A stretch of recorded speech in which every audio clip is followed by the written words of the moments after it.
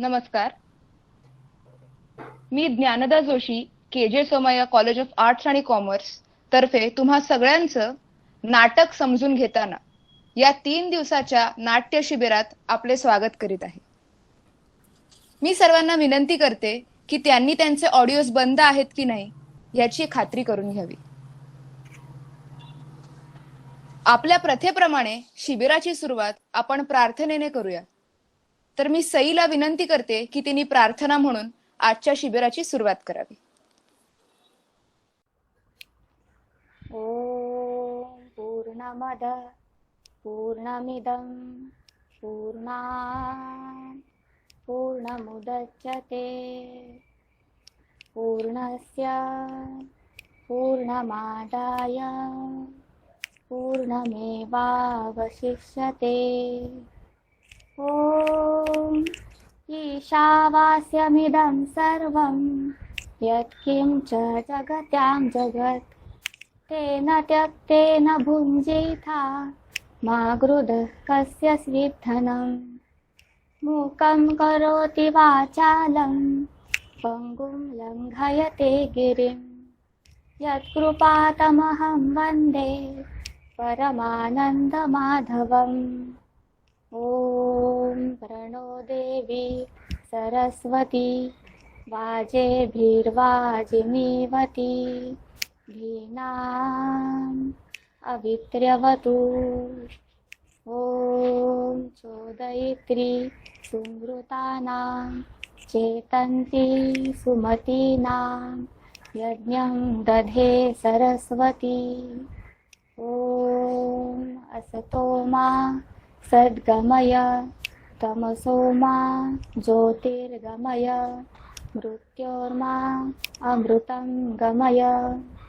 ॐ सहना भवतु सहनौ सह वीर्यं करवावहै तेजस्विनावधीतमस्तु मा विद्विषावहै. सर्वेत्र सुखिनः सन्तु सर्वे सन्तु निरामयाः सर्वे भद्राणि पश्यन्तु मा कश्चित् दुःखमाप्नुयात्. ओम शांति शांति शांति. धन्यवाद. Thank you Sai. Me Somaiya centre for performing arts चे कोऑर्डिनेटर डॉक्टर प्रसाद भिडे यांना आपल्या प्रमुख पाहुण्या डॉक्टर वसुंधरा सहस्रबुद्धे यांचं स्वागत करावं अशी विनंती करते. नमस्कार. नाटक समजून घेताना असं शीर्षक असलेल्या या 3 दिवसांच्या शिबिरात मार्गदर्शन करण्यासाठी इथं ऑनलाईन माध्यमातून उपस्थित असलेल्या ज्येष्ठ प्राध्यापिका डॉक्टर वसुधा सहस्रबुद्धे, खरं तर हिंदी विभागाच्या प्राध्यापिका आहेत मॅडम, पण त्यापेक्षा त्यांची अधिक जवळची ओळख या नाट्य रसिक आणि नाट्य समीक्षक अशी आहे. तर अशा नाट्य रसिक आणि नाट्य समीक्षक असलेल्या वसुधा सहस्रबुद्धे यांनी आमच्या मुलांना मार्गदर्शन करण्यासाठी म्हणून अशा पद्धतीचं एक शिबिर घेण्यासाठी म्हणून अनुमती दिली. तर या शिबिरात मी madam Somaiya centre for performing arts तर्फे तुमचं खूप मनापासून स्वागत करतो आणि आमच्या सगळ्या विद्यार्थ्यांसमोर तुम्ही बोलण्यासाठी म्हणून आनंदाने होकार दिला यासाठी सुरुवातीलाच तुमचे मनापासून आभार सुद्धा मानतो. आज इथे जे सगळे विद्यार्थी उपस्थित आहेत ते मुख्यतः आमच्या महाविद्यालयातील नाट्य दर्पण या परफॉर्मिंग आर्ट्स म्हणजे प्रयोगशील कलांशी संबंधित असा जो एक मंच आहे त्याच्यावरती कार्यरत असणारे असे विद्यार्थी आहेत.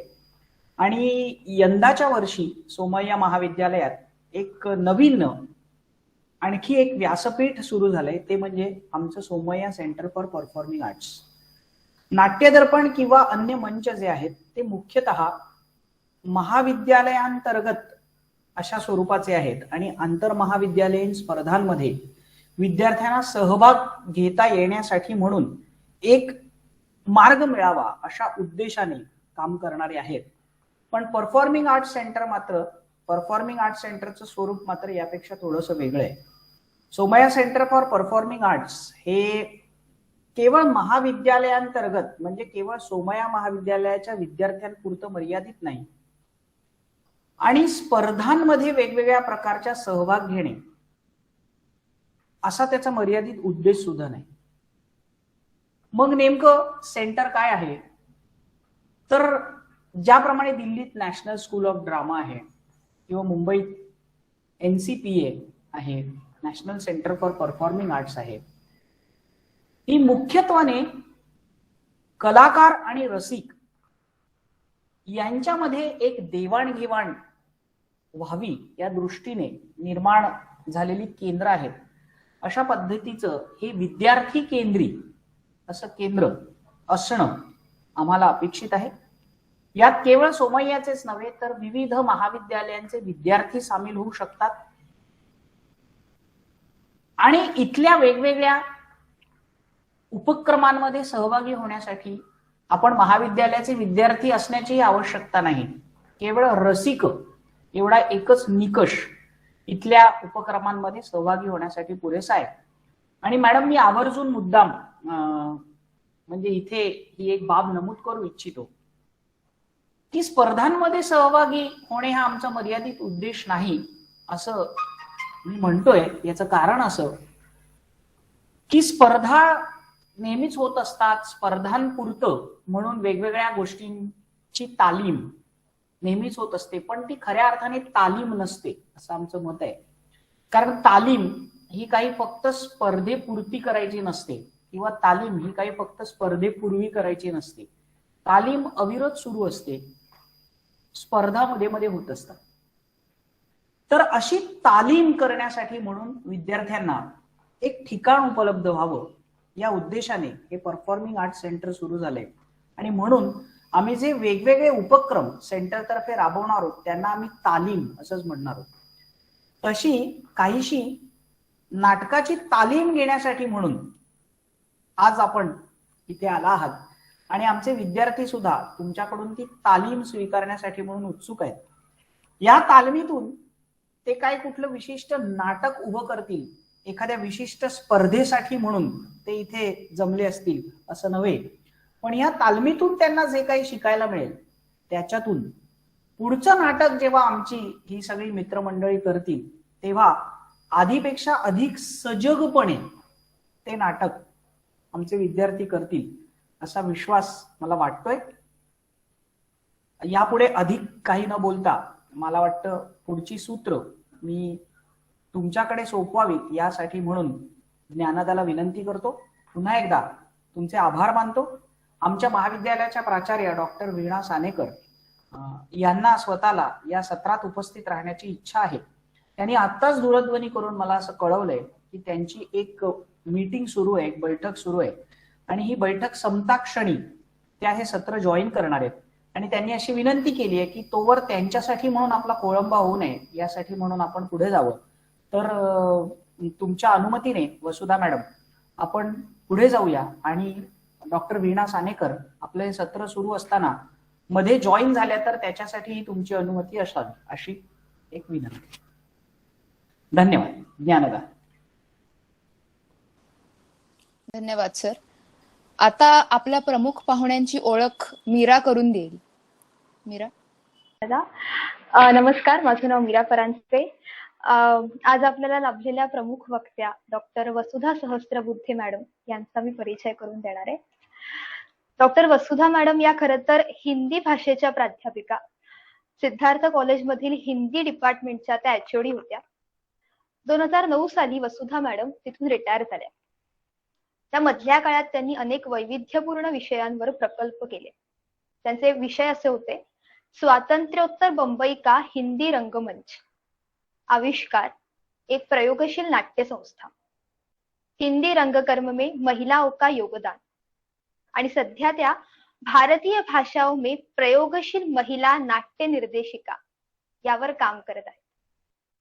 वसुधा मॅडमनी अनेक हिंदी नाटके, कविता, कथा, कादंबऱ्या यांचा मराठी अनुवाद केलेला आहे. विजय तेंडुलकर लिखित मसाज या मराठी नाट्याचे त्यांनी हिंदीत रूपांतर केले, ज्यात सुप्रसिद्ध ज्येष्ठ अभिनेते राकेश बेदी काम करतायत. याचे आजवर 150हून अधिक प्रयोग झालेले आहेत. सुप्रसिद्ध भारतीय नाटककार डॉक्टर शंकर शेष यांची नाटके हा वसुधा मॅडमच्या PhDचा विषय होता. अमेरिकेतील कोलंबिया युनिव्हर्सिटीमध्ये त्यांनी त्यांचा पारसी थिएटरवरील पेपर रीड केला. तर अशा आपल्या आयुष्याचा इतका मोठा भाग रंगभूमीसाठी देणारे नाटकप्रेमी खूप कमी पाहायला मिळतात. आणि मला असं वाटतं आपण सगळेच खूप भाग्यवान आहोत की आपल्याला केवळ आजच नाही तर आज, उद्या आणि परवा असे 3ही दिवस डॉक्टर वसुधा सहस्त्रबुद्धे मॅडम कडून नाटक समजून घ्यायला मिळणार आहे. तर आता अधिक वेळ न घालवता आपण आपल्या मुख्य कार्यक्रमाकडे वळूयाच. फक्त तत्पूर्वी प्रेक्षकांसाठी काही महत्वाच्या सूचना. प्रेक्षकांना इतकंच सांगायचंय की ज्यांना ज्यांना त्यांचे कॅमेराज ऑन ठेवायचे किंवा कॅमेराज ऑन ठेवणं पॉसिबल आहे त्यांनी त्यांचे कॅमेराज कृपया ऑन ठेवा. फक्त ऑडिओज मात्र सगळ्यांनी आवर्जून बंद ठेवावे. आणि तसंच सेशन दरम्यान जर कोणाला काही प्रश्न पडत असतील तर ते त्यांनी चॅटबॉक्स मध्ये टाकले तरी काही हरकत नाही. आपण सेशन नंतर जास्तीत जास्त प्रश्न कव्हर करण्याचा प्रयत्न करू. आता या पुढची सगळी सूत्र मी डॉक्टर वसुधा सहस्त्रबुद्धे मॅडमच्या हातात देते. धन्यवाद बेटा. खूप खूप खूप खूप छान वाटलं. समोर विद्यार्थी बघून गेली 10 वर्ष या गोष्टीला मी मुकले होते आणि एवढी विद्यार्थ्यांची मला सवय होती आणि मुलं समोर बघितल्यावर माझ्या आतमध्ये खूप छान चैतन्य निर्माण झालंय, सजीवता आली आहे माझ्यामध्ये. आणि तुम्ही ऑन ठेवा तुमचे कॅमेरे, म्हणजे मला खूप छान वाटेल. सगळे हसरे चेहरे बघून मला उत्साह वाटेल थोडं काहीतरी बोलण्यासाठी. सो नमस्कार. KJ Somaiya college of arts, science आणि कॉमर्स आणि performing arts, centre for performing arts यांच्यातर्फे आयोजित नाटक समजून घेताना ह्या शिबिरामध्ये मला आमंत्रित करून माझे विचार मांडण्यासाठी, व्यक्त करण्यासाठी संधी दिल्याबद्दल मी वीणा सानेकर मॅडम आणि प्रसाद भिडे सर या दोघांचंही मनपूर्वक आभार मानते की खूप एक वेगळा असा मला त्यांनी अवसर दिलाय याच्यामध्ये. आणि मी प्रयत्न करणार आहे की मी एवढे दिवस जे काय अभ्यास करतेय, जे काय बघतेय, ऐकतेय, तर त्यातला तुमच्या बरोबर काय मला शेअर करता येईल ते. आणि सगळ्यात महत्वाचं म्हणजे परफॉर्मिंग आर्ट्स मधील सगळ्या मुलांचं खूप कौतुक. कारण तुम्ही तुमच्यासाठी हा कोर्स निवडलाय किंवा ही एक वेगळी जी काय म्हणायचं फील्ड आहे त्याच्यासाठी तुम्ही स्वतः अभ्यास करण्यासाठी तिथे जॉईन झालायत, याच्यासाठी तुमचं खूप कौतुक. हा कोर्स तुमच्यासाठी व्यक्तिमत्व विकासाचं दालन आहे. इथे तुमचा आत्मविश्वास, निर्णय शक्ती आणि निर्भीडपणा नक्कीच वाढेल. इथे इथून शिक्षण घेऊन बाहेर पडल्यानंतर असं नक्की नाहीये की तुम्ही फिल्म, नाटक किंवा सिरियल किंवा असं कशामध्ये तरी जॉईन व्हाल. परंतु तरी सुद्धा जिथे कुठे तुम्ही जॉईन व्हाल तिथे अतिशय वेगळ्या डिसिप्लिन मध्ये आणि स्वतःच्या आपल्या वेगळ्या व्यक्तिमत्वानी सगळ्यांवरती प्रभाव पाडाल. कारण नाटक ही एक अशी विधा आहे की जी तुमच्या नकळत तुमचा अप्रतिम विकास करते, तुमच्यामध्ये निर्णय शक्ती वाढवते आणि मुख्य म्हणजे निर्भयपणा येतो. तुम्हाला जे काही सांगायचं आहे आणि ते तुम्हाला स्वतः विश्वसनीय असतं. कारण नाटकाची एक आपली अटच असते की तुम्ही जे काही बोलणार आहात ते तुम्हाला आधी विश्वसनीय वाटायला हवं, म्हणजे मग समोरच्याला ते विश्वसनीय वाटतं. तर आणि दुसरी गोष्ट म्हणजे नाटकासाठी अतिशय परिश्रम, अभ्यास आणि सर म्हणाले तसं रियाज. आणि हा रियाज, ही जी तालीम आहे तीच तुम्हाला तुमच्या पुढच्या कोणत्याही कामामध्ये नकळत मदत करेल. तेव्हा तुमचं खूप कौतुक आणि तुम्हाला खूप शुभेच्छा की आता ह्याच्या पुढे तुम्ही जे काही कराल त्याच्यामध्ये तुम्हाला नक्कीच सफलता मिळेल, यश मिळेल. सर्वात आधी एक गंमत सांगायची म्हणजे साहित्य लेखन ही सुद्धा एक कलाच आहे आणि त्याच्यामध्ये आपण जे वेगळे वेगळे प्रकार बघतो, कथा, कादंबरी, कविता किंवा प्रवास वर्णन, काहीही, परंतु नाटक हा त्यातला एक विशेष भाग आहे, विशेष हिस्सा आहे की जो काहीसा कठीण पण आहे म्हणजे समजून घ्यायलाही आणि त्याच्याशी जोडलं जायलाही. कारण त्याच्यामध्ये साहित्यिक मूल्य तर असतंच, परंतु त्याचबरोबर त्याच्यामध्ये दृश्य मूल्यही असतं. आणि म्हणून मग काय होतं की काय असतं नाटक, कसं समजून घ्यायचं, ते कसं आपल्याला त्याच्यातून आपल्याला आनंद मिळेल, असे अनेक प्रश्न पडतात. परंतु मला असं वाटतं की नाटक म्हणजे सर्व रंगकर्मींकडून त्या नटेश्वराची केलेली पूजा किंवा आराधना आहे. आणि आता हे रंगकर्मी म्हणजे कोण, तर सगळ्या प्रकारचे आपले कलाकार. त्यामध्ये लेखक आहेत, निर्देशक आहेत, तुमचे अभिनेता आहेत, नेपथ्यकार आहेत, त्याच्यामध्ये सगळे आले, संगीतकार, नंतर प्रकाश योजना करणारे, रंगभूषा, वेशभूषा करणारे, त्याचबरोबर चित्रकार आहेत, कलाकार आहेत, स्थापत्यकार आहेत. तुम्हाला आश्चर्य वाटेल, पण ह्या इतक्या सगळ्या कलाकारांनी एकत्र येऊन नाटक साकार केलं जातं. आणि म्हणूनच ते अप्रतिम असतं, कारण सगळ्यांचा इथे समसमा संयोग असतो. आणि हा जो त्याला प्रयोग म्हणतात, कारण अनेक लोकांच्या आपल्या आपल्या चिंतनशीलतेतून त्याला मिळालेली जी एक मदत आहे, आणि त्या मदतीतून काहीतरी एक स्पेशल असं निर्माण होतं. तर सर्वात महत्वाची गोष्ट अशी आहे की माणसाला संवाद करायला नेहमी आवडतो, एकमेकांशी बोलायला, स्वतःला व्यक्त व्हायला. सहज प्रवृत्ती आहे ती माणसाची की एकमेकांना आपल्याला आवडत असलेली गोष्ट शेअर केल्याशिवाय आनंद मिळत नाही. आणि म्हणून मग तो नेहमी काय करतो, आपल्या कार्यातून, आपल्या विविध कलांमधून, शब्दांमधून, कोणत्या तरी द्वारे तो नेहमी स्वतःला व्यक्त करीत असतो. आणि यासाठी रंगभूमी आणि नाटक ही कला अभिव्यक्तीची अप्रतिम दोन साधनं आहेत. दृश्य, श्राव्य आणि जिवंत हे त्याचं वैशिष्ट्य आहे. रंगमंच आणि नाटक संपूर्ण विश्वाचा एक आवडता विषय आहे. देश आणि भाषेच्या पलीकडे जाऊन नाटककार, कलाकार नाटकाच्या विविध संहितांचं, प्रयोगांचं, अभिनय पद्धतींचं नेहमीच देवाणघेवाण करीत असतात. आणि असं मानलं जातं साधारणपणे की नाटकाचे आणि प्रस्तुती म्हणजे सादरीकरणाचे निकष साधारणपणे सारखेच असतात. आणि म्हणून ह्या गोष्टी मग एकमेकांना देता येतात. नाटक म्हणजे काय, विविध घटना, विविध प्रसंग, या सगळ्याची गोष्ट पात्रांच्या माध्यमातून आपण सांगत असतो. आता ही पात्र कोण, तर अभिनेते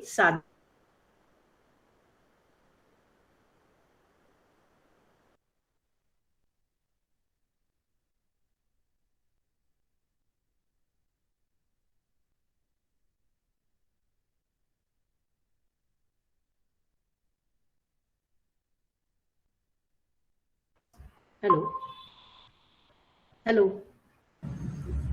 हा मॅडम, आता येत आहे ऐकू. तर अभिनेत्याचा कुशल अभिनय हा लेखकाचा जो आशय असतो किंवा जे अव्यक्त शब्द असतात ते शब्द आणि रस हा प्रेक्षकांपर्यंत पोहोचवण्यासाठी आपल्या अभिनयाचा उपयोग करतो. म्हणजे काय आहे ना, लेखकाचा आशय आणि प्रेक्षक याच्यामध्ये तो पूल बनतो आणि लेखकाचे आशय प्रेक्षकांच्या मनामध्ये प्रतिबिंबित होतं. आता हे प्रतिबिंबित होणं म्हणजेच काव्यशास्त्रामध्ये आपण त्याला साधारणीकरण म्हणतो आणि नाटकामध्ये, नाट्यशास्त्रामध्ये त्याला रसनिष्पत्ती असं म्हणतात. म्हणजे जर इथे आपला करुण असा काही प्रसंग असेल तर प्रेक्षकांच्या मनात स्वतः विचार करून ते प्रतिबिंब निर्माण होतं आणि मग तिथे त्यांच्या डोळ्यात अश्रू येतात किंवा त्यांचं मन दुःखी होतं. आणि हाच त्या नाटकाचा आपला मुख्य उद्देश असतो आणि हेच त्या नाटकाचं यश असतं. तर अशा ह्या भरताच्या नाट्यशास्त्रातले काही गोष्टी आपल्याला अशा इथे समोर ऐकायला मिळतात. तर भरतही आपला हे करतो, प्रार्थना करतो. आपण जशी तुम्ही केली त्याप्रमाणेच पहिल्यांदा सुरुवातीलाच त्यांनी असं म्हटलंय की आंगिकम भुवनम यस्य वाचिकम सर्व वाङ्मयम आहार्यम चंद्र तारादी तन्नमामि शिव सात्विकम शिवम. चारही अभिनयाच्या अंगांचा ज्याच्यामध्ये समावेश आहे अशा सात्विक म्हणजे खूप चांगल्या आणि अतिशय निरामय आनंद देणाऱ्या अशा शिवाला आम्ही नमस्कार करतो असं ते म्हणतात. आणि त्याच्यानंतर आपण बघतो की ज्याप्रमाणे आपण आता पाहिलं की कोणकोणते कलाकार त्याच्यामध्ये सामील होतात, तर त्याचंही वर्णन भरताने केलंय.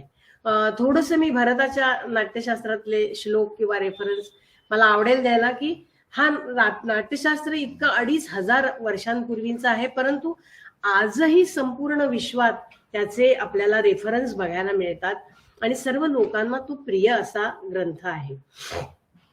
तर त्यासाठी भरत असं म्हणतात की न तत् ज्ञानम न तत् शिल्पम न सा विद्या न सा कला न सा योगी न तत् कर्म यन नाट्येस्मिन न दृश्यते.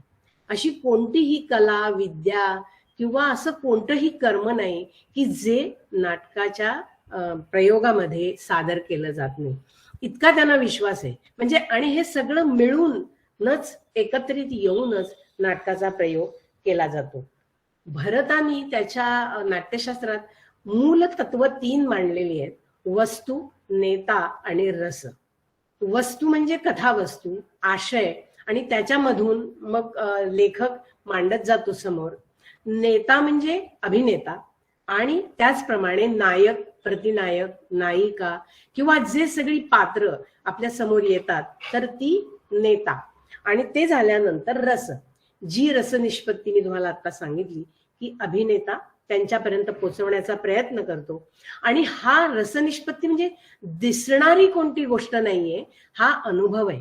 नाटकाच्या बाबतीत ही गोष्ट सदैव आपल्याला जाणवत राहते की आभासातून वास्तवाची आपल्याला होत राहिलेली जाणीव आहे. म्हणजे ही जी जाणीव आहे, हा जो अनुभव आहे तो आपल्या मनाला आनंद देतो आणि त्याच्यातून मग आपण व्यक्त व्हायचं की आपल्याला काय आवडलं, आपल्याला ह्यातल्या कोणत्या गोष्टीमुळे दुःख झालं, कोणता नायक आपल्याला आवडला किंवा कोणत्या नायिकेचे कोणते गुण आपल्याला भावले किंवा असंच काही. तर या प्रकारे नाट्यशास्त्राच्या ह्या सगळ्या गोष्टींमधून आपल्याला जाणीव होते की नाटकाची संकल्पना काय आहे. तर त्यांनी लोकधर्मी आणि नाट्यधर्मी असे 2 शैली भरतानी मांडलेल्या आहेत. नाट्यधर्मी शैली यथार्थवादाप्रमाणे आज आपण ज्याचा जास्त प्रयोग करतो किंवा शहरामधून आपण पाहतो, परंतु लोकधर्मी म्हणजे लोकनाट्य शैलीशी जी निगडीत आहे त्या सगळ्या लोकधर्मी शैली म्हणजे ऍज इट इज त्यांच्या तिथे जे ज्या प्रकारे होतं तो सगळा आपल्या समोर त्यांचा मांडण्याचा प्रयत्न असतो. आणि प्राचीन कालामध्ये जर बघितलं तर विधिनाट्य परंपरेतून या गोष्टी सगळ्या मांडल्या जायच्या. आता विधिनाट्य परंपरा म्हणजे काय? गोंधळ, जागरण, कीर्तन, आख्यान किंवा त्याच्यानंतरचा एक लोकनाट्याशी निगडीत असा प्रकार म्हणजे जात्रा, जी आता आपल्या देशामध्ये एवढे सगळे प्रदेश आहेत आणि प्रत्येक ठिकाणच्या विविध प्रकारच्या लोककला आहेत आणि त्यांचं आदान प्रदान परस्पर होत असतं. म्हणजे आपल्या इथे महाराष्ट्रातही जेवढ्या आहेत त्याचं आपण दुसऱ्या ठिकाणी जाऊन तिथे शिकवतो किंवा तिकडचे लोक आपल्या इथे येऊन नाटकामधून त्या गोष्टींचा उपयोग करताना दिसतात. जिथे बंगालमध्ये जात्रा आहे, यक्षगान दक्षिणेकडे केलं जातं त्याच्यात, आणि मुख्य हेच असतं नृत्य, नाट्य आणि संगीत याच्या आधारे त्यांच्या तिथल्या देवाची पूजा, त्याच्या समोर केलेलं नाटक किंवा त्या लोकांना जे काही त्याच्याबद्दल वाटतं ते सगळं मांडण्याचा प्रयत्न असतो. आता याच्यामध्ये अजून काय असतं तर हे लोकधर्मी असतात. सगळ्या परंपरा मौखिक परंपरेतून त्या पुढे जात असतात. लिखित परंपरा फार कमी असतात आणि म्हणून पिढी दर पिढी हे जे त्यांचं विधिनाट्य असतं आणि त्याच्यामुळे जे औपचारिक विधी म्हणा किंवा ज्या काही गोष्टी मांडायच्या, बोलायच्या, गायच्या असतात त्या अशाच परंपरांमधून पुढे जात असतात. आता त्याच्यानंतर आपल्याला संस्कृत नाटकाचा रेफरन्स मिळतो आणि त्याच्यानंतर आपल्याला यथार्थवादी नाटक दिसतं. आपल्या इथल्या आपण नाटकावरती ह्या सगळ्याचा प्रभाव पाहतो. एकदम मिश्र प्रभाव आपल्याला दिसत असतो. कधी लोकनाट्याचा दिसतो, कधी संस्कृतचा दिसतो, तर कधी यथार्थवादी नाटक. आणि यथार्थवादी नाटक म्हणजे संपूर्ण विश्वाशी ते विविध परंपरांशी जोडण्याचा प्रयत्न करत असतात. आता हे लोकनाट्यामधल्या आपल्याकडे वापरल्या गेलेल्या कशा तर गोंधळ या परंपरेतलं एक नाटक, आपल्याकडे INT म्हणून एक संस्था होती आणि तिथे चिखले होते, अशोकजी परांजपे अशी एक खूप रिसर्च करणारी माणसं होती आणि त्यांनी गोंधळ या परंपरेसाठी एक लोककथा निवडून काढली की ज्याच्यामध्ये द्रौपदी 5 पांडवांची पत्नी आहे पण तिचं कर्णावरतीही प्रेम बसतं. कारण कर्णाचं जे एक वैभवशाली कर्तृत्ववान त्याचं पूर्ण कॅरेक्टर आहे, म्हणजे असं त्या लोककथेतून दाखवायचा प्रयत्न केलाय. कारण लोककथा या नेहमीच काहीतरी वेगळ्या प्रकाराने तुमच्या समोर मांडायचा प्रयत्न करत असतात. आणि हे जांभूळ आख्यान गोंधळ शैली करणारे विठ्ठल उमप खूप असा प्रसिद्ध लोककलाकार माणूस होता आणि ते ह्या नाटकामध्ये काम करायचे. आणि हे इतकं सुंदर असायचं की त्या गोंधळीचा पोशाखच खूप मोठा असायचा, म्हणजे त्याचा घेराच काहीतरी 5-6 किलो वगैरे वजन आणि खूप मोठा असा असायचा. तो अंगावर घेऊन खूप गोल गोल फेऱ्या मारत आणि त्याच वेळी गात नाचत अशा प्रकारे ते स्वतःच सादर करायचे. आणि फक्त म्हणजे खांद्यावर एक उपरण असायचं आणि ते उपरण ज्या वेळेला द्रौपदीचं त्यांना बोलायचं असेल किंवा दुसऱ्या कुठल्या स्त्री पात्राचं तर ते आपल्या फक्त डोक्यावरती पदरासारखं घ्यायचे आणि अतिशय विलोभनीय लोभस असा अभिनय करायचे ते स्त्रीचा सुद्धा. आणि म्हणजे त्या आवाज बदलायचा, त्यांची पोस्चर्स गेस्चर्स सगळं काही बदलायचं आणि हे सगळं खूप आश्चर्यकारक आणि बघायला सुद्धा आपल्याला खूप आवडेल असंच असते. तर ते अशा प्रकारचं असायचं आणि तिथून ती संहिता ते सादर करायचे. आणि त्याच वेळेला ते फक्त असं म्हणायचे, कर्णाला पाहून द्रौपदीचं मन पागुळलं, असं एक वाक्य तिथे सतत गायलं जायचं आणि मग तो सगळा नाटकाचा कार्यव्यापार चालू राहायचा. अशाच प्रकारचे खंडोबाचं लगीनही जागरण नावाच्या विधिनाट्यातून व्हायचं. तर ते तिथे प्रॉपर ते जे विधी म्हणून ते उसाच्या कांड्यांचं हे लावलं जायचं आणि पूजा अर्चा जे काय असायचं ते दाखवलं जायचं. आणि त्याच्यातही असं एकच वाक्य परत परत यायचं की खंडोबा लग्न करायला जातो तर रोहिणी हट्टंगडी काम करायची आणि ती म्हणायची काय द्यावा कुठं चालला, असं एकच वाक्य म्हणायची. आणि तो इतका सुंदर विलोभनीय भाग व्हायचा. म्हणजे नाटकाची भाषा आपण होऊन कशी अंगिक अभिनयाशी जोडली जाते त्याची ही सुंदर उदाहरणं आहेत. आणि लोकनाट्याचं तर मला असं वाटतंय सांगावं, इच्छा माझी पुरी करा. तुम्ही तर खूप लहान आहात पण मला असं वाटतं तुम्हाला हे युट्यूबवर बघायला मिळेल आणि याच्याबद्दलही तुम्हाला कुठेतरी ऐकायला वाचायला सरांकडून वगैरे हे रेफरन्स मिळतील. इच्छा माझी पुरी करा, गाढवाचं लग्न, ह्या काही म्हणजे वसंत सबनीस आणि आपले कोण दादू इंदोरीकर यांनी ही नाटकं लिहिली. आणि आपले काय त्यांचं नाव विसरते, दादा कोंडकेनी आपल्या अभिनयाने ही नाटकं अजरामर करून ठेवली. तर ह्या विशिष्ट शैली आणि अभिनय हे कधीही तुम्ही विसरणार नाही. तुम्हाला अभ्यास करायचा आहे तर हे पहा आणि म्हणजे लोकनाट्य म्हणजे काय हे तुमच्या मनात नकळत उमटेल. इतकं हे सगळं सुंदर आहे. त्याच वेळेला आपल्याकडे दशावतार ही महाराष्ट्रातली पद्धत आहे. म्हणजे ही लोकनाट्य जिवंत कशी असतात हे मला तुम्हाला थोडंसं सांगायचंय की दशावतार हे पण एक असंच प्रकार आहे. रामायण महाभारतातले विविध प्रसंग घेऊन ही सादर केली जातात. आणि त्याच वेळेला ही कोकणातली लोक नाट्य संगीतावर प्रचंड प्रेम करतात आणि तिथे ऑर्गन वाजवणं हे अतिशय म्हणजे त्यांची भजनं इव्हन आरती सुद्धा असते. त्यावेळेला ती आरती कधीच नुसती नसते. ढोल असतो, तबला असतो, ऑर्गन असतो, झांजा आणि ह्याचा सुंदर मेळ असतो.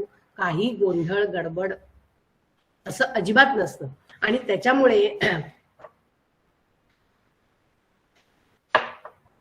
ह्या सगळ्या गोष्टी सूत्रधार आणि विदूषक यांच्या मदतीने जोडत ते पुढे जातात.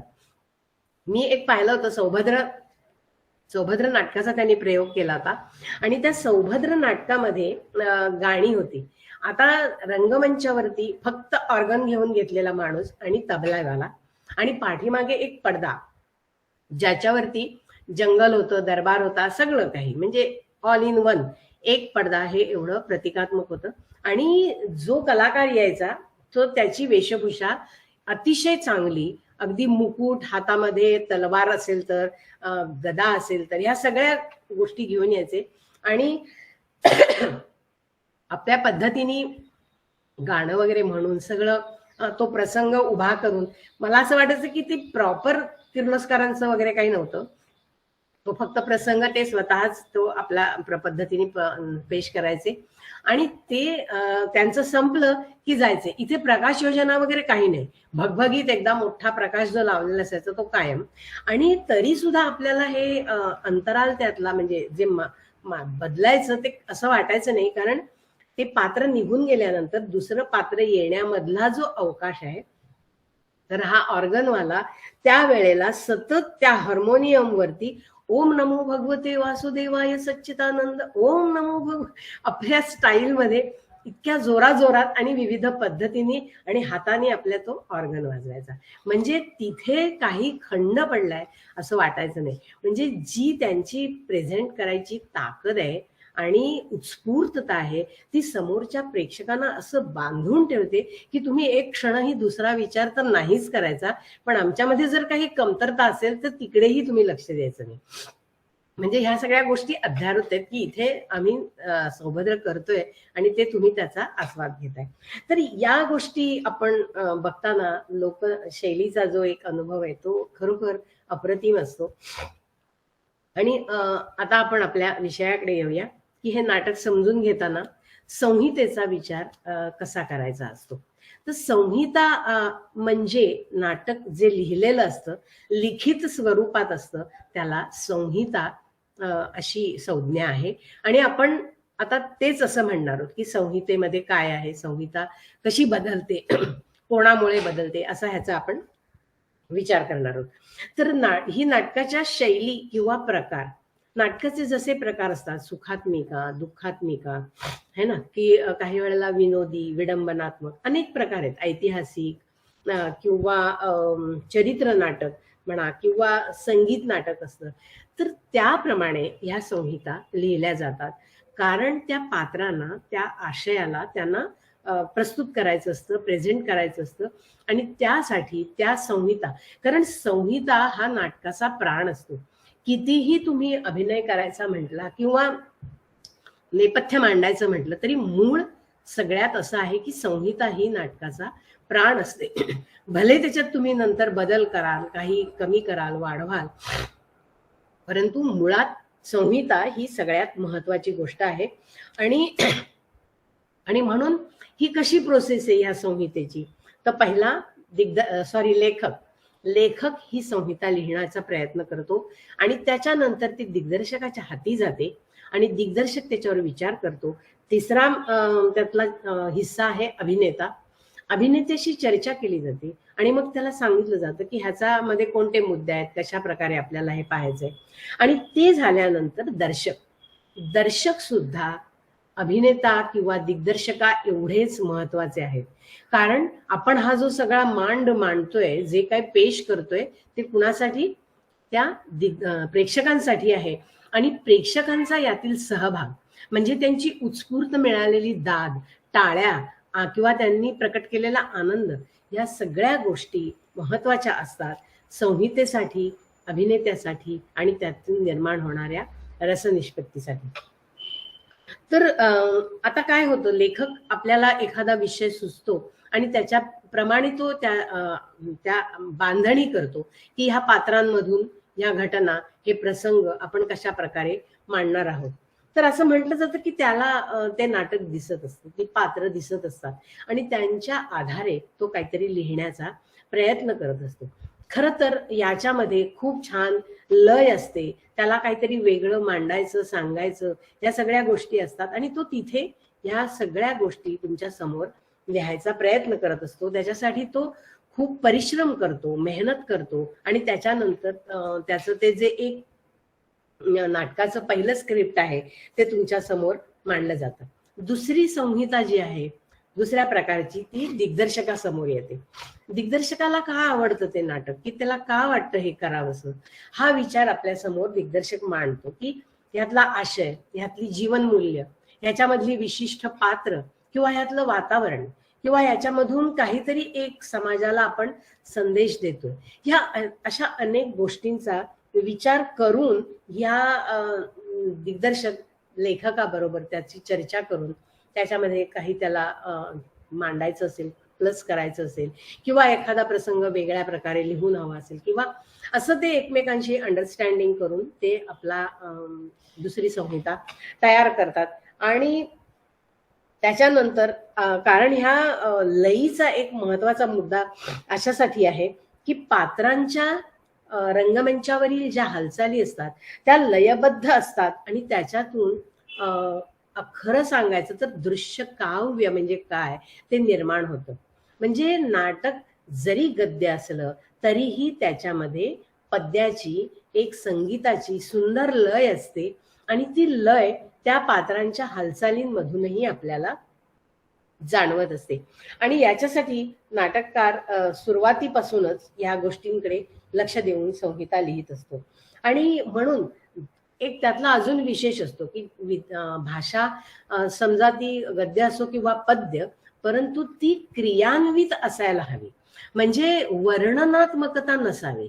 असं म्हटलं जातं ना की एखादं वाक्य असतं आणि ते वाक्य जेव्हा अभिनेता बोलतो तर त्याच्याबरोबर त्याचे डोळे बोलतात, त्याचं शरीर समजा त्या दुसऱ्या पात्राकडे वळतं, किंवा अगदी साधी गोष्ट असते की नाही असं तो म्हणतो तेव्हा मानही हलवतो, हातही हलवतो आणि त्याचबरोबर तो नाही असं म्हणतो. म्हणजे नाही हा एक शब्द तो 3 प्रकारे तुमच्या समोर मांडत असतो, तेव्हा अधिक 10 शब्द मांडून त्याचला जो एक नकारार्थी भाग आहे तो मांडायची गरज नसते. आणि म्हणून ह्या अशा प्रकारचं मांडलं जातं. आणि मग तशा प्रकारे रचना केली जाते. आता घाशीराम कोतवालचं मी एक तुम्हाला असं उदाहरण देईन की तिथे जिवंत माणसांचा पडदा आहे. आपण जी नेपथ्याची रचना कशा प्रकारे असते, म्हणजे जेवढा लेखक काय म्हणतो सजग आणि सर्जनात्मक असतो तेवढाच दिग्दर्शकही असतो. आणि म्हणूनच त्या नाटकामध्ये एक वेगळा असा प्रभाव आपल्याला बघायला मिळतो. आता ही जी ग्रीक नाट्य पद्धतीचा एक तो अवलंब केलाय त्यांनी, आणि माणसांचा पडदा आहे. 10 माणसं अशी पाठीमागे उभी असतात आणि पुढे सगळं नाटक घडत असतं. पण ती पात्र नुसती तिथे उभी नाहीयेत, ती पात्र सतत हलत असतात. त्या पात्रांमधून अनेकानेक प्रसंग, अनेकानेक स्थान निर्मिती होते. म्हणजे कधी ते घाट होतो, नदीचा घाट होतो, रस्ता होतो, घर होतं, देऊळ होतं, अशा प्रकारे ती पात्र बाहेर येतात आणि तो एक आकार निर्मिती होते आणि त्याच्यातून ह्या गोष्टी आपल्याला दाखवल्या जातात. तर कधी ते ब्रह्मवृंदांचा जो एक ग्रुप आहे तर तो आपल्याला समोर दिसतो. आणि या वेळेला इथे जसं मी दशावतारात म्हटलं की तो सतत तो एक जप करतो, आणि जप इन द सेन्स ज्या वेळेला अवकाश असतो तेव्हा, तसंच इथे पण जय जय रामकृष्ण हरी लयबद्धता ही ह्या गोष्टींमधून आपल्याला नकळत मिळते. आणि तो एक एकाग्रतेसाठीचा आणि त्या नाटकाशी प्रेक्षकांनी एकार होण्याचा जो एक मुद्दा आहे तो नकळत साधला जातो. म्हणजे हे जे प्रयत्न आहेत ना ते तुम्हाला असे हाताला पकडून दाखवता येणार नाहीत. आणि हेच दिग्दर्शकाचं कौशल्य असतं की तो तुम्हाला कशा प्रकारे या गोष्टी दाखवतोय. आणि ही लयबद्धता त्याच नाटकातली तुम्हाला थोडीशी सांगेन की नाना फडणवीस अतिशय कुशल आहे, वाकबगार आहे, राजकारणी आहे, आणि त्याच वेळेला त्यांनी त्याचं एक स्त्रियांकडे बघण्याचा दृष्टिकोन असा दाखवलाय. पण तो अतिशय काय म्हणायचं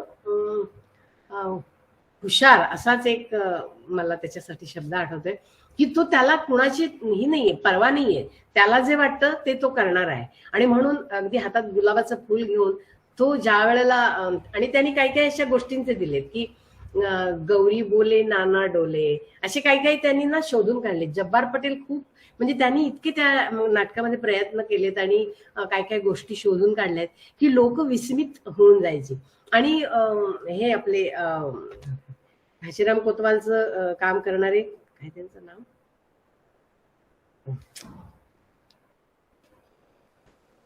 मोहन आगाशे. मोहन आगाशे, बरोबर.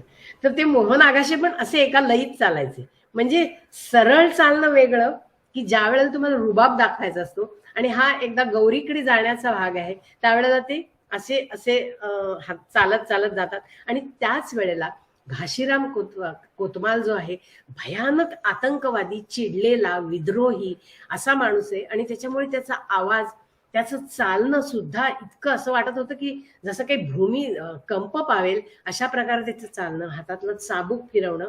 म्हणजे ही एक वेगळी लय आणि ही नानाची दुसरी लय. म्हणजे लयींमधली विभिन्नता कशा प्रकारे नाटकाला वेगळं परिमाण देते, ह्या गोष्टी तुम्हाला बघायला मिळतील. आणि म्हणून तो कालखंड, ती वृत्ती ही जशी संहितेतून, आता म्हणजे मी तुम्हाला पहिल्यांदा म्हटलं की संहिता ही प्राण आहे, पण त्या प्राणामध्ये श्वास फुंकण्याचं काम कोण करतं? अभिनेता.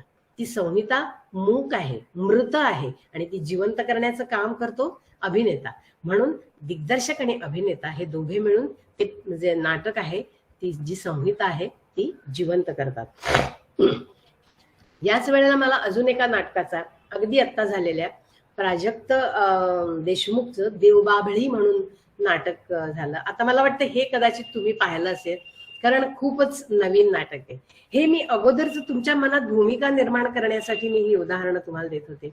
पण हे देवबाभळी नाटक जेव्हा तुम्ही पाहाल, तेव्हा ह्या लेखकाचंही कौतुक आहे आणि दिग्दर्शकाचंही कौतुक आहे.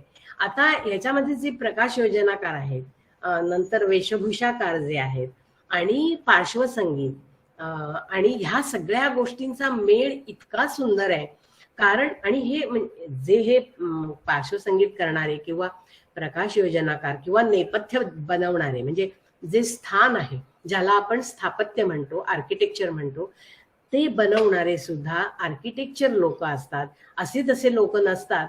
आणि त्यामुळेच त्यांचं जे काही निर्माण होतं ते अतिशय अप्रतिम असतं. त्यामध्ये घाट आहे इंद्रायणीचा, त्याच्यानंतर साधं स्वयंपाकघर आहे. म्हणजे त्या दोन गोष्टी आहेत. आणि त्याच वेळेला फक्त ह्या दोन बायका आहेत, विठोबाची रखुमाई आणि तुकोबाची आवली, ही दोनच पात्र आहेत. आणि त्या आपल्या पद्धतीने अभंग गात आहेत.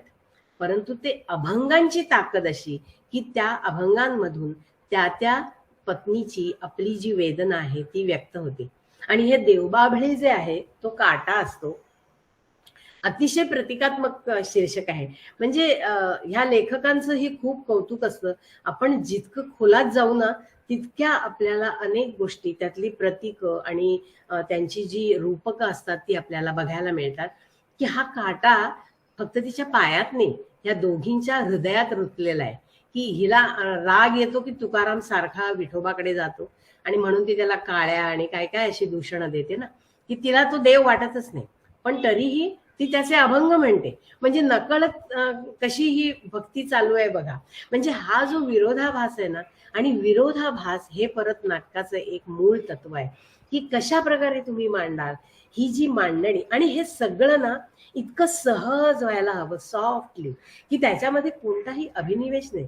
आता मी दाखवतो इथे कसा विरोध आहे, असं नाही. तो असलेला विरोध त्यांच्या वाक्यातून, त्यांच्या वागण्यातून, त्यांच्या चालण्यातून सहजपणे यायला हवा.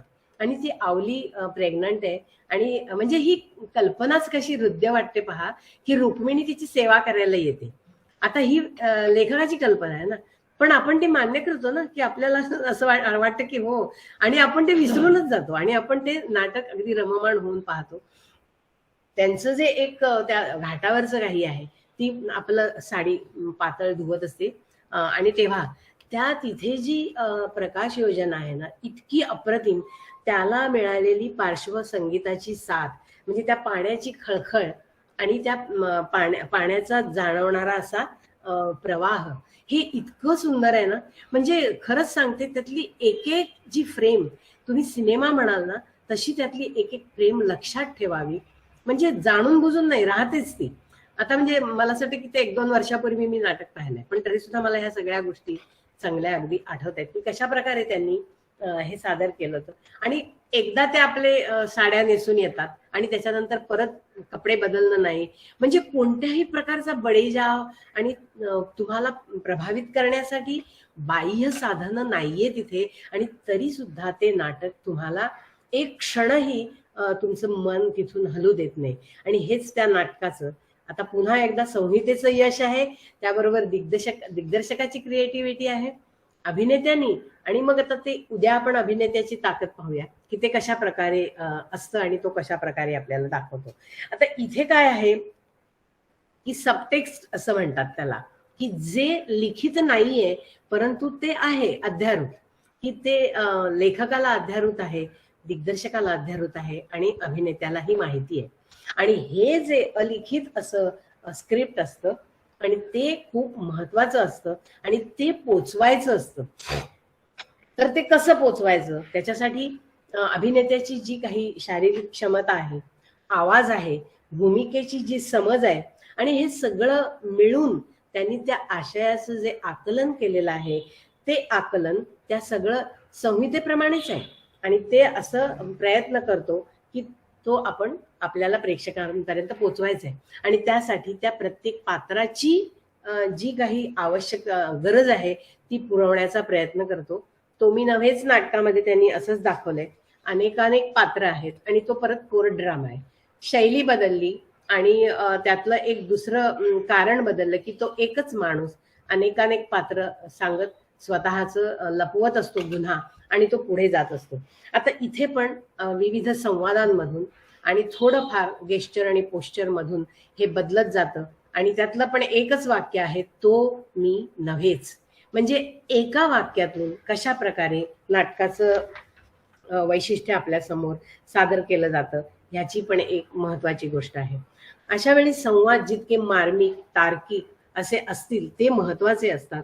आणि ते सहज सोप्या भाषेत आले की प्रेक्षकांपर्यंत पोचायला एक मध्ये जो पूल आहे अभिनेत्याचा, तो त्या पुलावरून ते सहजी एखाद्या प्रवाहासारखे वाहत जातात आणि तिथे प्रेक्षकाच्या अंतःकरणात जाऊन पोचतात. आणि परंतु ही सगळी जी पार्श्वभूमी आपण पाहतोय तर त्याच्या आधी आपली भूमिका कशी होती, तर हे गडकरी आणि सर मला 15 मिनिटं आहेत ना? चालेल मॅडम. तर ह्या जे गडकरींचे संवाद, देवल, गडकरी ह्या सगळ्यांचे अलंकारिक, प्रचंड अलंकारिक संवाद, पल्लेदार वाक्य आणि मोठमोठ्या वाक्यांबरोबर काय असायचं तर ते मोठे मोठे संवाद आणि त्याच्यामुळे म्हणजे एक एक पॅरिग्राफ आणि मग ते संवाद बोलता बोलता आणि परत माईक नसायचे, माईक नाहीच आणि मग असा मोठा हजारोचा प्रेक्षक वर्ग समोर बसलेला असायचा आणि मग त्याच्यामुळे काय अभिनयाची पण शैली बदलायची, अतिशयोक्ती यायची आणि खूप जोराजोरात संवाद बोलले जायचे. प्रयत्न व्हायचा की प्रत्येक संवाद प्रेक्षकांपर्यंत पोचावा आणि याच्यासाठी म्हणजे ही जी शैली होती तर ती तेंडुलकरांच्या कालखंडामध्ये तेंडुलकरांनी ती तोडली.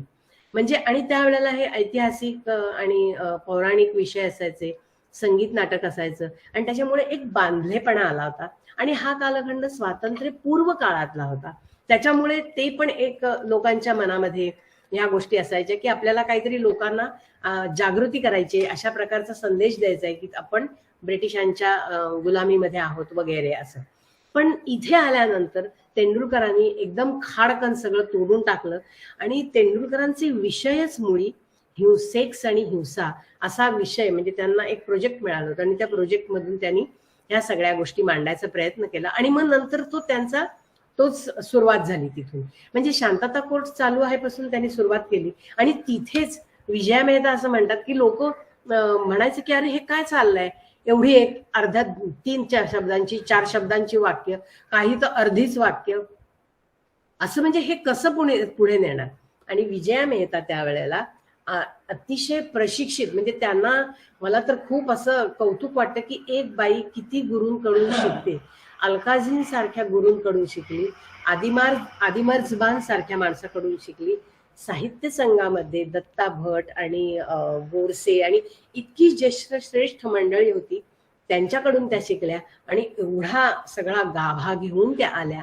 आणि म्हणूनच त्यांनी जी रंगायन संस्था सुरू केली तर तिथले सगळ्या पुरुषांनी त्या बाईचं काय म्हणायचं, ती कॅप्टन म्हणून त्यांची होती आणि तिचं ते अधिराज्य त्यांनी मान्य केलं. म्हणजे असं कुठेही दिसत नाही की कोणीतरी त्यांच्या विरुद्ध बोललंय किंवा अमान्य केलंय. आणि हेच काय होतं ना की ज्ञान मिळवण्यासाठी जेव्हा अभिनेत्याजवळ खूप इच्छा असते त्यावेळेला इथे, आणि नाटकाची पण एक थोडीशी आहे हे वैशिष्ट्य की इथे रंगकर्मी किंवा कलाकार असं म्हटलं जातं. म्हणजे श्रीराम लागू तर रंगधर्मी असं म्हणतात. त्याच्यामुळे स्त्री पुरुष किंवा लहान मोठा तरुण असं काहीच नाही. म्हणजे अतुल पेठेसारख्या तरुण दिग्दर्शकाकडून ह्यांनी श्रीराम लागूंनी सूर्य पाहिलेला माणूस सारखं सॉक्रेटिसचं नाटक आणि ते सांगून की मी तुझ्या बरोबर हे करतो, ही जी एक डेप्थ असते किंवा हा जो त्यांचा अभिनयासाठी किंवा काहीतरी उत्तम करण्याची इच्छा जी असते ना तीच त्यांना खूप मोठं करते. आणि इथे म्हणजे हे सगळे त्याच्यानंतर हा जो कालखंड आहे की खूप सारे आपल्याला नाटककार बघायला मिळतात जे आळेकरांचं एक मला नाव घ्यावंसं वाटतंय, सतीश आळेकरांचं बेगम बर्वे आणि महानिर्वाण. ह्याचा अभ्यास तुम्ही जरूर करावा की एक विसंगत नाटक आणि कशाचा कशाशी मेळ आहे आणि हे असं का आहे हे शोधण्यासाठी तुम्हाला विचार करावा लागेल, चर्चा करावी लागेल, त्याच्या संबंधी वाचावं लागेल. पण तुमचे जे हे आहेत ना ज्ञानचक्षु जसं तर ते मोकळे होतील, उघडतील. तुमच्या एक एक मनातले जे उत्सुकता असते तर त्या उघडल्या जातील. आणि त्याच्यामुळेच ह्या नाटकांमध्ये त्यानंतर खानोलकर आले, एलकुंचवार आले, दळवी, कानेटकर, रत्नाकर मतकरी सुद्धा अप्रतिम नाटककार की ज्यांनी रहस्यमय ज्याच्यामध्ये काहीतरी गाभा असेल अशी नाटकं लिहिली आणि आपल्या समोर सादर केली. आणि त्याच वेळेला आपल्याकडे बाहेरच्या भाषेतल्या म्हणजे आता बाहेरचं म्हणजे मी इंग्रजी म्हणत नाहीये, आपल्याच देशातले म्हणजे गिरीश कर्नाड, मोहन राकेश आणि बादल सरकार हे तीन आले. म्हणजे एक बादल सरकार बंगालमधून आणि कर्नाड दक्षिणेतून आले, कर्नाटकमधून, आणि मोहन राकेश दिल्लीतून म्हणजे हिंदी भाषेतून आले. तर या भाषांमधून हे आपला वेगळा बाज घेऊन आणि मिथकाच्या आधारावर यांनी जे काय आपल्या समोर मांडलं ते इतकं अप्रतिम होतं की सगळ्यांना ही नाटकं करण्यासाठी मेहनत करावीशी वाटली, ती नाटकं समजून घ्यावीशी वाटली. कारण वेगळी शैली आली. आणि कारण दक्षिणेकडे आपल्याला माहिती आहे की नृत्य संगीताचा वेगळा बाज आहे आणि त्याच्यामुळे त्याच्यातूनही आपल्याला खूप काय काय सगळ्या गोष्टी आपल्या समोर आल्या. याच वेळेला एक अजून मला सांगावं वाटतं की संहिता लेखनामध्ये काव्य प्रस्तुती केली गेली आणि त्याचेही वेगळे वेगळे प्रयोग झाले.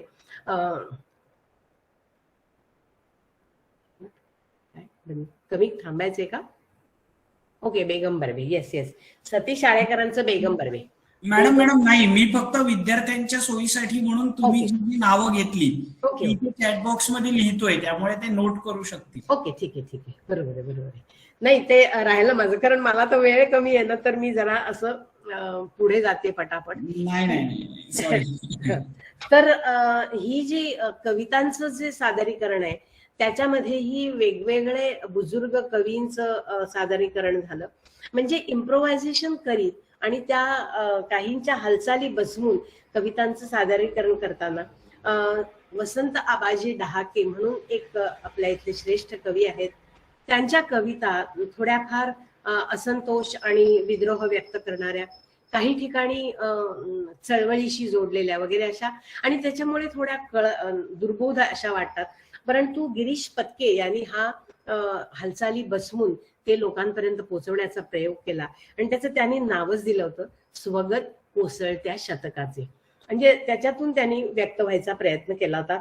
त्याच्यानंतर सत्यदेव दुबे हा माणूस हिंदी भाषी असूनही तो मराठीमध्ये अतिशय रमले आणि त्यांनी कुसुमाग्रजांच्या कविता प्रेझेंट करण्याचा प्रयत्न केला पुण्यामध्ये त्यांनी, आणि ह्यांनी वाचनातून कविता पोचवण्याचा प्रयत्न केला, ज्यामध्ये त्या कविता प्रेझेंटेशन मध्ये पण त्यांनी विशेष वेगळे पण केलं.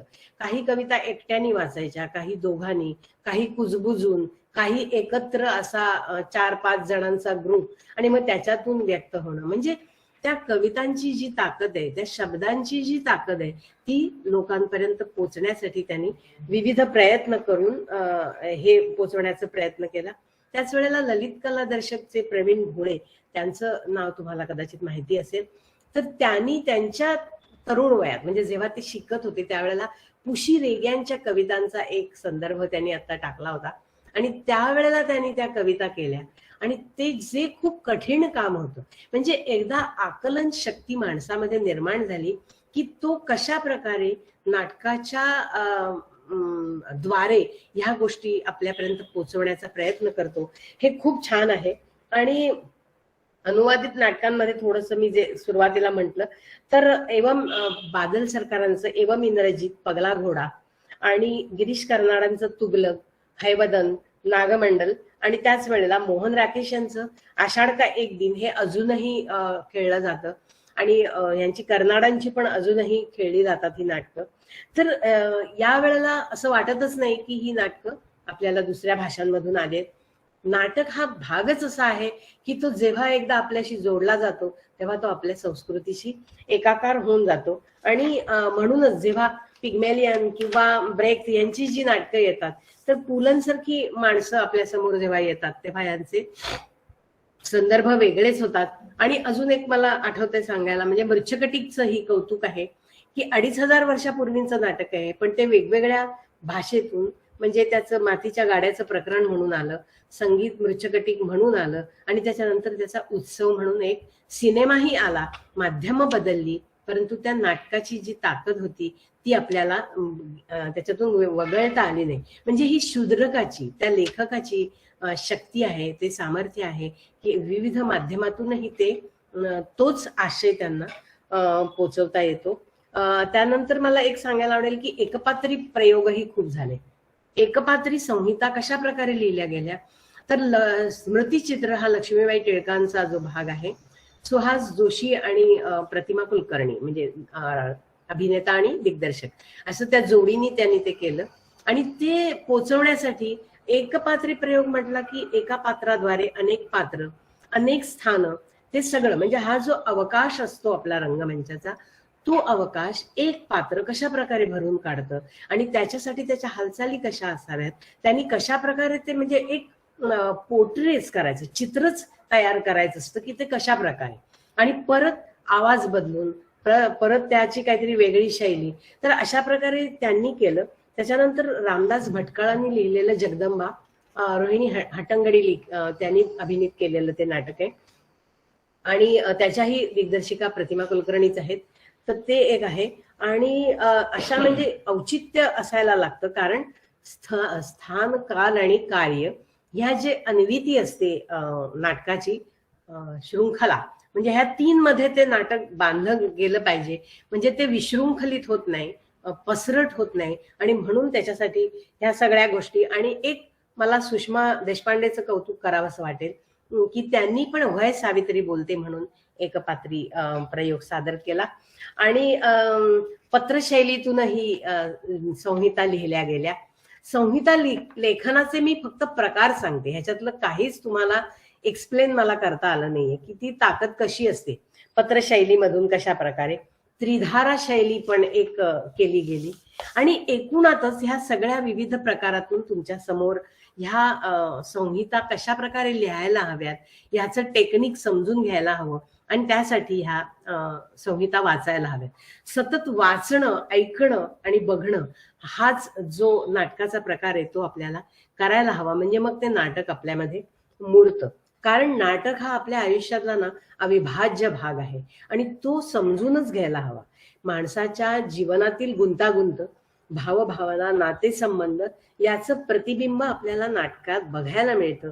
आणि म्हणूनच नाटक लिहिणं आणि त्याचे प्रयोग करणं ही सहज प्रक्रिया आहे. नाटक आपल्या जगण्याला आधार देतं, मार्गदर्शन करतं. कधी कधी ते आनंद देतं तर कधी कधी ओरबाडतं. तुम्हाला आरसा दाखवतं तुमच्या वागण्याचा, तुमच्या वृत्तीचा, आणि तुम्ही कसं असायला हवं याचंही एक नकळत संदेश देतं. तर हे असं ही नाटकाची यात्रा. आणि लिहिणारे, अभिनय करणारे आणि पाहणारे हे सदैव अशाच त्या प्रभावाने भारावून जाऊन त्या नाट्य यात्रेचे पथिक नेहमीच राहणार आहेत. तर म्हणजे करोना काळातही ह्या गोष्टी आपण ऑनलाईन कशा प्रकारे होतील याचा प्रयत्न करत राहिलो. हीच या नाटकाची जिवंत असण्याची एक खूण आहे असं मला वाटतं. खूप खूप धन्यवाद सर. मला असं वाटतं की माझ्याकडून मी प्रयत्न केलाय की कशा प्रकारे संहितेमध्ये वैविध्य असतं आणि त्याच्यात किती ताकद असते, तर हा विषय समजायला हरकत नाही.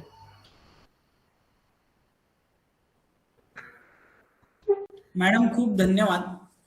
आजच्या तुमच्या पहिल्या सत्रातून आमच्या विद्यार्थ्यांना बऱ्याच गोष्टी कदाचित पहिल्यांदाच कळल्या असतील. म्हणजे तुम्ही ज्या वेगवेगळ्या नाटकांची नावं घेतली त्यातली मला वाटतं 90% अधिक नावं आमचे विद्यार्थी पहिल्यांदा ऐकत असतील. बरोबर ना रे? अनम्यूट करून बोललात तरी चालेल. आपल्याला एक थोडस असं छान चर्चा व्हायला हवी.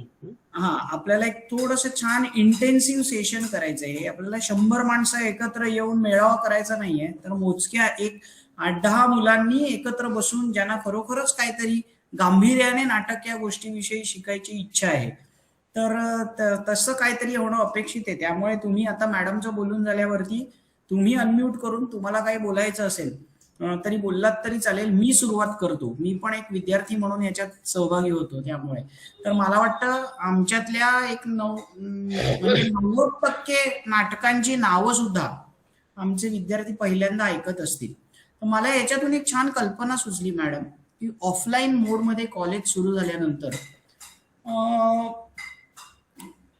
स्पर्धेच्या पूर्वी एक महिनाभर तालमीसाठी म्हणून आम्ही जे भेटतो रेग्युलर, तर तसं आठवड्यातून किमान एकदा भेटून याच्यापैकी जी नाटकं युट्यूबवर उपलब्ध आहेत त्यांचं स्क्रीनिंग करावं कॉलेजमध्ये आणि विद्यार्थ्यांनी ते पाहावं की जांभूळ आख्याने नाटक नेमकं काय आहे, लोकनाट्य किंवा विधिनाट्य याचं स्वरूप नेमकं कसं असतं आणि विठ्ठल उमप हे काय ताकदीचे कलावंत होते हे मला वाटतं कळायला त्यात मदत होऊ शकेल. काय मित्रांनो, कशी वाटते? मित्रांनो म्हणण्यापेक्षा मैत्रिणींनो म्हणायला हवं खरं. कशी वाटते आयडिया तुम्हाला ही, की आपण काही चांगल्या ज्या नाटकांचे संदर्भ आता सहस्रबुद्धे मॅडमने दिले त्यांच्यापैकी जी नाटकं उपलब्ध असतील युट्यूबवर त्यांचं स्क्रीनिंग करूया का? म्हणजे ती नाटकाच्या रिहर्सलच्या पूर्वीची तालीम असेल, जी तालीम करणं आपण अपेक्षित आहे असं. दुसरा एक माझा जो मुद्दा लक्षात आला तो असा की मॅडमनी बोलता बोलता संहितेचे सुद्धा किती वेगवेगळे प्रकार असू शकतात ते सोदाहरण आपल्याला सांगितलं, की कविता सुद्धा एका नाट्य संहितेच्या रूपात प्रस्तुत करता येऊ शकतात. लोककथांची सुद्धा वेगळ्या प्रकारे मांडणी संहिता रूपात केली जाऊ शकते. मॅडम, आमच्या सगळ्या विद्यार्थ्यांना ना प्रामुख्याने संहितेचा एकच प्रकार ठाऊक आहे, तो म्हणजे एकांकिका. कारण तेवढ्याच स्पर्धा होतात अलीकडे. नाटक लिहायचं म्हणजे काय तर एकांकिका लिहायची, किंवा जरा लोकप्रिय नाटक लिहायचं तर स्किट लिहायचं. स्किट एवढंच आमच्या विद्यार्थ्यांना फक्त ठाऊक आहे. पण त्या स्किट मध्ये सुद्धा संहितेची मांडणी किती वेगवेगळ्या प्रकारे करता येऊ शकते. मला आठवतंय आम्ही गेल्या वर्षी एक स्किट केलं होतं आणि त्यात आम्ही विंदा करंदीकरांची एक कविता घेतली होती. आठवते का रे कोणाला कुठली कविता होती? सब घोडे 12% होती. सब घोडे 12% अशी असं ज्याच्यामध्ये पालुपद आहे अशी एक विंदांची कविता आम्ही घेतली होती आणि ती त्या 9 मिनिटांच्या स्किटच्या स्वरूपात मांडण्याचा प्रयत्न केला होता. त्याला अर्थातच बक्षीस वगैरे मिळालं नाही, कारण परीक्षकांच्या मते ते प्रहसन नव्हतं.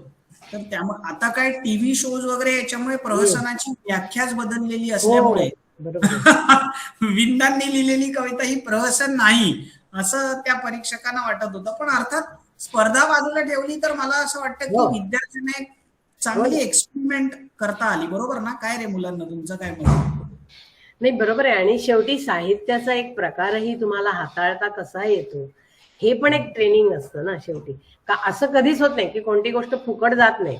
कणशः क्षणशः चैव विद्यामर्थ्यंत साधेत असं जे म्हणतात ना, ते तुम्हाला दिसायला नको त्याचा परिणाम आता, पण पुढे केव्हा तरी अरे हा आपण हे तेव्हा असं केलं होतं तर असं करूया अशी आयडिया सुचणं हेच त्यातलं फलित आहे. येस. तर विद्यार्थ्यांना आज संहितांचे सुद्धा काय वेगवेगळे प्रकार असू शकतात किंवा संहिता लिहायची तर एक सरधोपट संवाद किंवा एकांकिका अशा बंधात ती न लिहिता काय वेगवेगळे बंध आपण हाताळू शकतो याची एक कल्पना आजच्या या सत्रातून विद्यार्थ्यांना आली. कोणाला काही याच्यावरती काही प्रश्न असतील मनात, मला खात्री आहे तुम्हाला प्रश्न नसतील कारण ह्यातल्या बऱ्याच गोष्टी तुम्ही पहिल्यांदाच ऐकताय, त्याच्यावर तुम्ही आधी विचार कराल बराच काळ, पण तेही चांगलं आहे. पण तरीही समजा कोणाला काही प्रश्न असतील तर विचारू शकता किंवा काही कोणाला बोलावं असं वाटत असेल की तुम्ही हे सगळं ऐकत असताना तुम्ही समजा त्याच्यावर काहीतरी तुमच्या मनात एखादा विचार आला असेल तर तो तुम्ही अवश्य मांडा, बोला, त्याच्यातून काहीतरी चांगलं अजून बाहेर येईल. आणि ही सुरुवात आहे. ऑफलाईन माध्यमात आपण अजून काहीतरी चांगलं करू शकतो. मी सरांना तेच सुचवत होते की हिंदीमध्ये पण जे आता पत्रलेखनाचा मी जो उल्लेख केला ते अमृता प्रीतमच्या पत्रांवरती, म्हणजे अमृता आणि साहिर लुधियानवी तुम्हाला माहिती असतील गीतांमुळे कदाचित, तर त्या दोघांच्या पत्रांवरती एक अप्रतिम नाटक.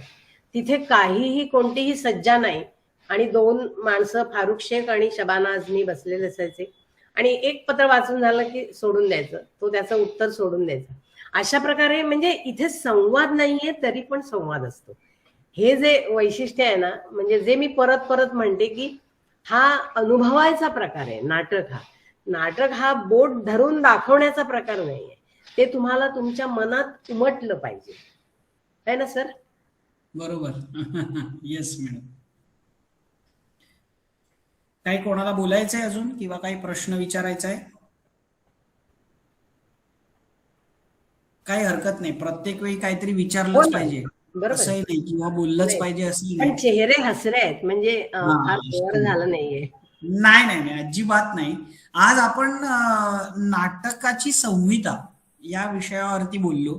अशी 3 सत्र एकूण आहेत, आपण आधीच ठरवलंय. तसं पुढच्या सत्रामध्ये आपण अभिनय या विषयासंबंधी बोलणार आहोत. आज जसं मॅडमनी वेगवेगळ्या नाटकांची उदाहरणं देऊन संहितांचे प्रकार सांगितले, तसं आय अज्युम की वेगवेगळे अभिनेते, त्यांच्या अभिनयाच्या शैली वगैरे यांच्याविषयी आपण चर्चा करू. आणि त्यानंतर दिग्दर्शनाविषयी सुद्धा एक वेगळं सत्र असणार आहे की दिग्दर्शन करणे नाटकाचं म्हणजे नेमकं काय, त्यात कुठल्या बाबींचा विचार वेगवेगळे दिग्दर्शक करतात याची सुद्धा चर्चा होईल. तर this is going to be very interesting. मजा येणार आहे हे पुढची 2 सत्र ऐकायला सुद्धा आपल्याला. आणि आपल्याला दिवाळीचा एक वेगळ्या प्रकारचा फराळ दिवाळीपूर्वी मिळणार आहे असं म्हटलं तर वावगं ठरू नये. मी तेच म्हटलं सर, गप्पा मारायला आपण हे सेशन असं आहे की मला काही असं मी शिकवते असं वाटत नाही, पण रिअली आय एम हॅपी की मला एकदा परत कॉलेजमध्ये गेल्याचा आनंद मिळाला. कारण मला आठवतं वसुधा सहस्रबुद्धे मॅडमच्या घरी एक मंटो नावाचा कथालेखक आहे, ज्यांनी हिंदी साहित्याचा अभ्यास केला असेल त्यांनी ऐकलं असेल नाव, नसेल ऐकलं तर आता जाऊन गुगल करा आणि मंटो कोण आहे आणि मंटोच्या कथा काय आहेत ते वाचा. तर मंटो नावाचा कथालेखक आहे, त्याच्या कथांशी संबंधित असं एक छोटेखानी कार्यक्रम झाला होता. एक 10-12 मंडळीच होती आणि एक छान गप्पांचं सत्र. आणि मला वाटतं मॅडम एक कथा वाचन सुद्धा झालं होतं का? आणि तुम्ही काही त्यांच्या कथांचा अनुवाद केलाय? 104 कथांचा अनुवाद केलाय. बापरे. त्याच्या नाटकाचा अनुवाद केलाय, त्याचं चरित्राचा अनुवाद केलाय. अनुवाद तर मी खूप केले पण सगळे सिलेक्टिव्ह केले. म्हणजे हिंदीतून मराठीत असं का? हो. आणि मराठीतून हिंदीत पण आता म्हणजे जसं मसाजचा झाला किंवा प्रकाश वाटाचा पण मी हिंदीत केलं मराठीतून असं पण. आणि काही 2-3 आहेत अशी, पण ती अजून प्रकाशन त्यांचं झालं नाहीये. पेंढारकरांचं जे स्टुडिओ, म्हणजे मी काही मग तुम्हाला पुस्तकं पण सुचवीन की तुम्ही ती वाचा की ज्याच्यामुळे तुम्हाला, म्हणजे मी सरांना तेच म्हणतो की तुम्ही माझ्याकडे या आणि मी तुम्हाला दाखवते माझ्याकडे काय पुस्तकं आहेत. म्हणजे मी अभ्यासक आहे, मी नाटक करत नाही, आय एम नॉट परफॉर्मर. पण उद्या मी तुम्हाला ऍक्टर आणि परफॉर्मर मधला फरक मात्र नक्की सांगणार आहे. चालेल, नक्की मॅडम. आणि तुम्ही नाटक करत नाही आहात, तुम्ही अभ्यासक आहात, पण इथे बसलेली जी सगळी नाटक करणारी मंडळी आहेत त्यांनी नुसतं नाटक न करता अभ्यासक पण असावं अशी हो. आपली अपेक्षा आहे. नाही, लागतच पण लागतच, त्याच्याशिवाय परिपूर्णता येत नाही ना. म्हणजे उद्या सांगेन तो श्लोक. येस, नक्की नक्की. तर पुढची सूत्र मी ज्ञानदाकडे देतो आता सगळी. धन्यवाद मॅडम. खरंच सर म्हणाले तसं खूप काही नवीन शब्द, नवीन नाटकं आम्हाला ऐकायला मिळाले.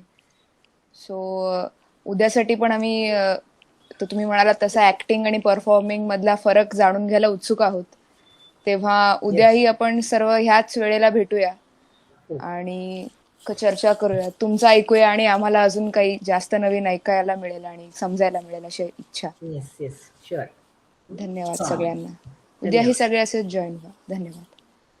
ओके सर, ठीक आहे. धन्यवाद मॅडम. उद्या भेटूया मग. हो, येस येस, बाय. बाय.